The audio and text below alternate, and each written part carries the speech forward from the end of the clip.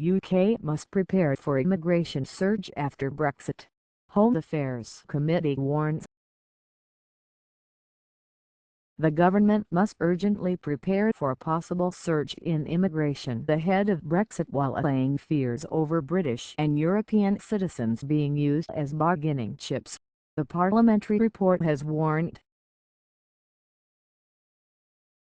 The Home Affairs Committee predicted that expected attempts to limit migration after the UK leaves the European Union could drive a last-minute dash, as the highest ever number of asylum applications remain outstanding and a large quantity of visa cases wait to be processed.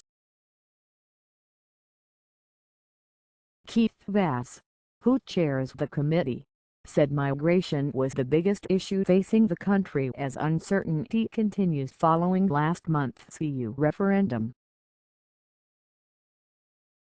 There is a clear lack of certainty in the government's approach to the position of EU migrants resident in the UK and British citizens living in the EU, the Labour MP added. Neither should be used as pawns in a complicated chess game which has not even begun. We have offered 3 suggested cut-off dates, and unless the government makes a decision, the prospect of a surge in immigration will increase.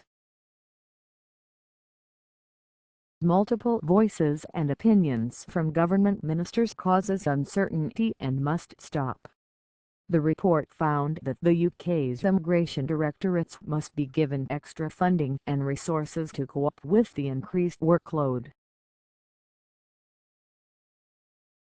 It concluded that previous attempts to tighten immigration rules have led to a spike in immigration prior to the rules coming into force, adding that much will depend on the outcome of negotiations on free movement and residents' rights. The committee said the outcome of the referendum has placed EU nationals living in the UK in a potentially very difficult and uncertain position, adding, EU citizens living and working in the UK must be told where they stand in relation to the UK leaving the EU and they should not be used as bargaining chips in the negotiations. The report suggested the days of the referendum, June 23, when Article 50 is triggered or when the UK formally leaves the EU as cut-off points when EU citizens settled in the country should be given the right to permanent residence as new immigration laws come into effect. It called for a dedicated Home Office unit to deal with the issue, as well as a new system to establish where Europeans are currently living and working, possibly through registration or national insurance numbers. Other issues highlighted included a large number of outstanding visa applications, the unacceptable handling of some asylum cases seeing refugees returned to unsafe countries, the failure to deport foreign offenders, and to collect people's smuggling fines from lorry drivers and companies.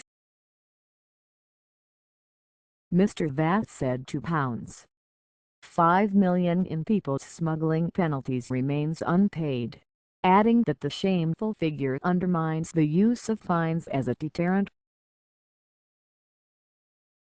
A spokesperson for the government said, "We have been clear that we want to protect the status of EU nationals already living here, and the only circumstances in which that wouldn't be possible is that British citizens' rights in European member states were not protected in return." We are about to begin these negotiations and it would be wrong to set out further unilateral positions in advance.